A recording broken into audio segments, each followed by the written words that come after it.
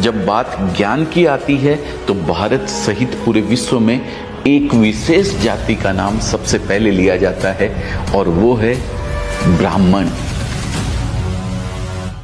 ब्राह्मण केवल एक जन्म नहीं, एक कर्म है, एक पद नहीं, एक जिम्मेदारी है, एक अधिकार नहीं, एक कर्तव्य है। ब्राह्मण वह है जो सर्वे भवन्तु सुखिनः का मंत्र न केवल बोलता है बल्कि जीता है, जो वसुदेव कुटुंबकम की भावना को हर सांस में महसूस करता है।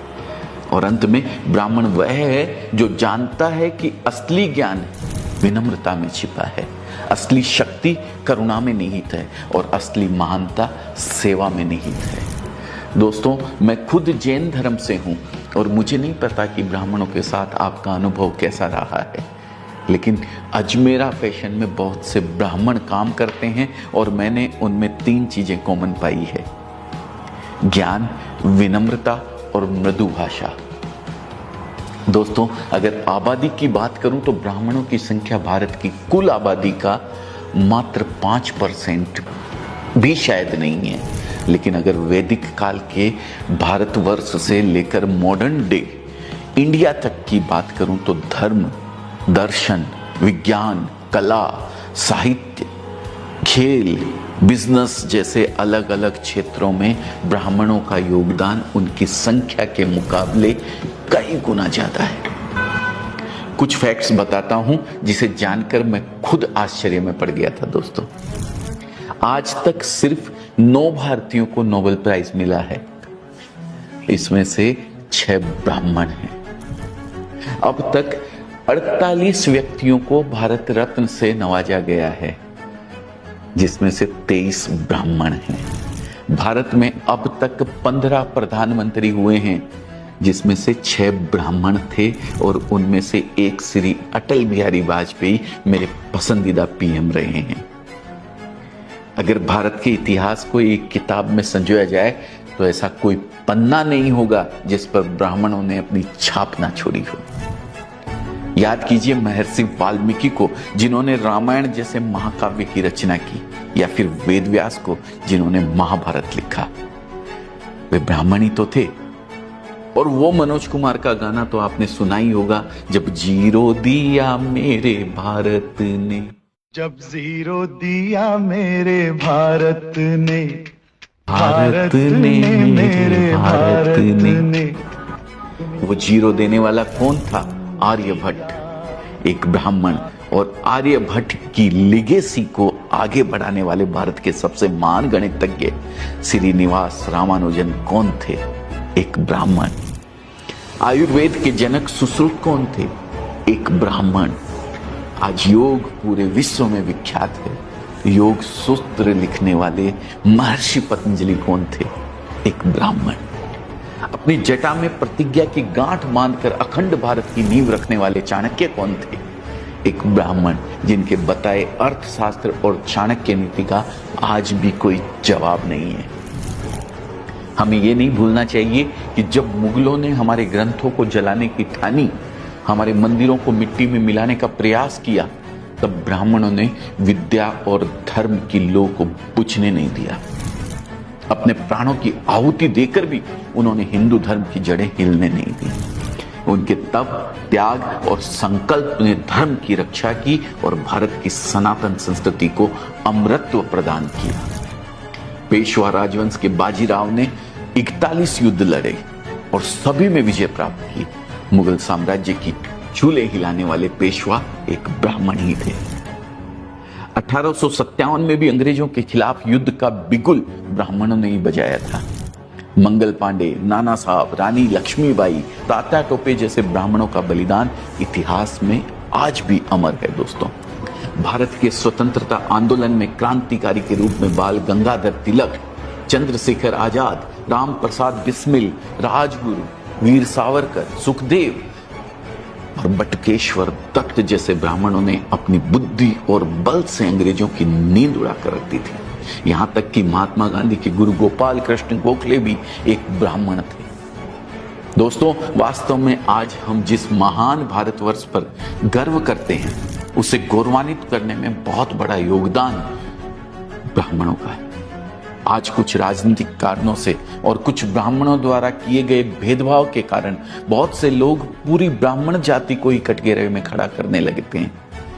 लेकिन शायद उन्हें यह नहीं भूलना चाहिए कि बचपन से वे जिन पंचतंत्र की कहानियों को सुनकर बड़े हुए हैं, उनसे नैतिक शिक्षा ग्रहण की है, उसे लिखने वाले विष्णु शर्मा एक ब्राह्मण थे। उन्हें यह नहीं भूलना चाहिए कि जिस तेनालीराम और बीरबल की चतुराई ने सैकड़ों बार उनके चेहरे पर मुस्कान बिखेरी है, वो दोनों बुद्धिमान व्यक्ति ब्राह्मण ही थे। और अगर हम समय में आगे बढ़कर आज की बात करें तो भारत में दो चीजें सबसे अधिक पॉपुलर है, क्रिकेट और फिल्म। यहां भी ब्राह्मणों का योगदान आपको हैरत में डाल देगा। क्रिकेट का भगवान कहे जाने वाले सचिन तेंदुलकर एक ब्राह्मण हैं। फैब फोर के नाम से मशहूर सचिन, राहुल, सौरभ और लक्ष्मण, ये चारों ही ब्राह्मण हैं। भारत के महान गेंदबाज अनिल कुंबले, आर अश्विन, श्रीनाथ ब्राह्मण हैं। मौजूदा कप्तान रोहित शर्मा, हार्दिक पांड्या, ऋषभ पंत ब्राह्मण हैं। क्रिकेट से हट के अगर शतरंज की बात करें तो इसे भारत में प्रसिद्ध करने वाले विश्वनाथन आनंद एक ब्राह्मण है। अब मनोरंजन की दुनिया में भी देख लीजिए, भारत की सबसे महान गायिका लता मंगेशकर ब्राह्मण, करोड़ों भारतीयों के फेवरेट सिंगर किशोर कुमार ब्राह्मण, अजय देवगन, पंकज त्रिपाठी, मनोज वाजपेयी, दीपिका पादुकोण, आलिया भट्ट, ये सभी ब्राह्मण। और हाँ, इन सबसे बढ़कर the father of Indian cinema Dada Saheb Phalke, वो भी एक ब्राह्मण ही थे। आश्चर्य होता है कि सिर्फ 5% से भी कम होने के बावजूद ब्राह्मणों का हर क्षेत्र में योगदान इतना बड़ा कैसे है। बिजनेस की बात करें तो दुनिया की दो सबसे बड़ी कंपनियां माइक्रोसॉफ्ट और गूगल को चलाने वाले सत्य नडेला और सुंदर पिचाई ब्राह्मण हैं दोस्तों। इन्फोसिस फाउंडर नारायण मूर्ति और पेटीएम फाउंडर विजय शेखर शर्मा ब्राह्मण है दोस्तों। अपनी बात करूं तो अजमेरा फैशन से जुड़ने वाले बहुत से व्यापारी, खासकर यूपी और बिहार से बहुत सारे व्यापारी ब्राह्मण हैं। अजमेरा ट्रेंड्स की फ्रेंचाइजी लेने वालों में भी कई ब्राह्मण शामिल है और उनमें से अधिकतर बिजनेस में काफी अच्छा कर रहे हैं। तो सवाल उठता है कि हम ब्राह्मणों से क्या सीख सकते हैं। मेरी समझ में मुख्यतः 4 ऐसी बातें हैं जो हम ब्राह्मणों से सीख सकते हैं। पहली, ज्ञान लो, ज्ञान दो। ब्राह्मण आज इसलिए आगे हैं क्योंकि उन्होंने शुरू से ही ज्ञान की शक्ति को समझा है। आज भी ब्राह्मण परिवारों में पढ़ाई लिखाई पर बहुत अधिक जोर दिया जाता है। और दोस्तों, ज्ञान के बारे में एक बात प्रसिद्ध है, यह बांटने से बढ़ता है। ब्राह्मणों ने ज्ञान अर्जित करके सिर्फ अपने पास नहीं रखा, उसे दूसरों को सिखाया। हमें भी पहले खुद अपनी स्किल्स डेवलप करनी चाहिए और फिर उसे आगे बढ़ाना चाहिए। दूसरी है निष्ठा और ईमानदारी। इतिहास उठाकर देखा जाए तो ब्राह्मण किंग कम किंग मेकर अधिक रहे हैं। गुरु वशिष्ठ हो, गुरु द्रोणाचार्य या चाणक्य, इनके पास कई अवसर थे जब वे सत्ता की बागडोर अपने हाथों में ले सकते थे, लेकिन ये हमेशा धर्म के मार्ग पर चले और राजा और राज्य के प्रति निष्ठा और ईमानदारी दिखाई। तीसरी, देशभक्ति।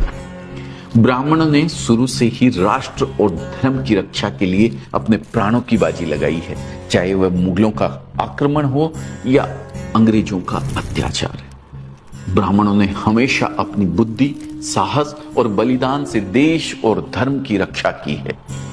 बाजीराव पेशवा से लेकर कैप्टन मनोज पांडे तक ब्राह्मणों ने देश के प्रति सर्वोच्च आहुति दी है।